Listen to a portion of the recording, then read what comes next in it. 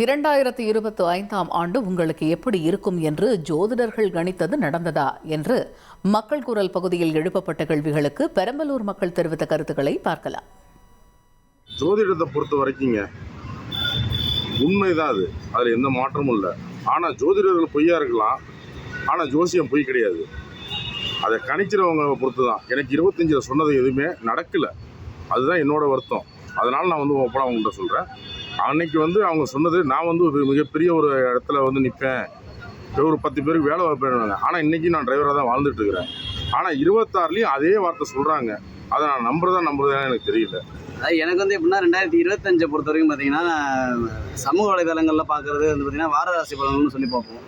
வாரராசி பலன்கள்னு சொல்கிறது பார்த்தீங்கன்னா ஒரு 80% நடக்கும், 20% நடக்காமல் இருக்கும்.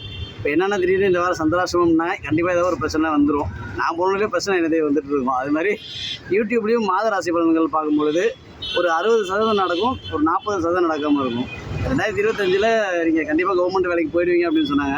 ஆனால் இது வரைக்கும் வெயிட்டிங் லிஸ்ட்டில் தான் இருக்குது. தவிர 2026 உள்ளே போயிடுவோமா அப்படிங்கிற விஷயம் 26 பார்க்கும்போது தான் தெரியும். ஆனால் இது வரைக்கும் பார்த்த வரைக்கும் ஒரு 60% நடந்திருக்கு, 40% நடக்காமல் இருந்திருக்கு. எனக்கு ஒரு 50% நடந்திருக்கு.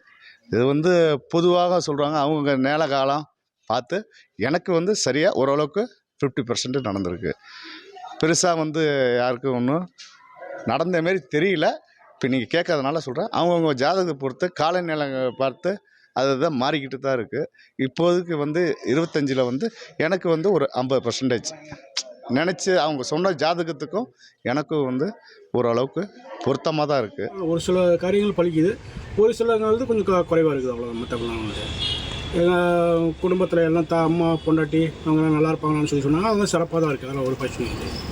வேறு ஏதாவது சொல்லி தான் நடந்திருக்காங்க? நடந்திருக்குண்ணே. 2 குழந்தைங்களுக்கு இப்போ பொண்ணு கல்யாணம் ஆகணும்னு சொன்னாங்க. அப்புறம் என் பையனுக்கும் கல்யாணம் ஆகிடுச்சு, என் பொண்ணுக்கும் கல்யாணம் இருக்குது இந்த வருஷத்தில். அதனால் எனக்கு ஒரு சில 2-3 நல்ல காரியம் நடந்திருக்கு, ஒரு சில காரியம் நடக்காமல் இருக்குது. அவ்வளோதான். மற்றவங்க மக்கள் குரல் பகுதியில் பெரம்பலூர் மக்கள் தெரிவித்த கருத்துக்களை பார்த்தோம். இனி செல்லும் இடமெல்லாம் செய்தி. தந்தி டிவியின் வாட்ஸ்அப் சேனலை ஃபாலோ பண்ணினா செல்லருக்கும் இடமெல்லாம் செய்தி. இதோ QR கோட் இப்பவே ஸ்கேன் பண்ணுங்க, ஃபாலோ பண்ணுங்க.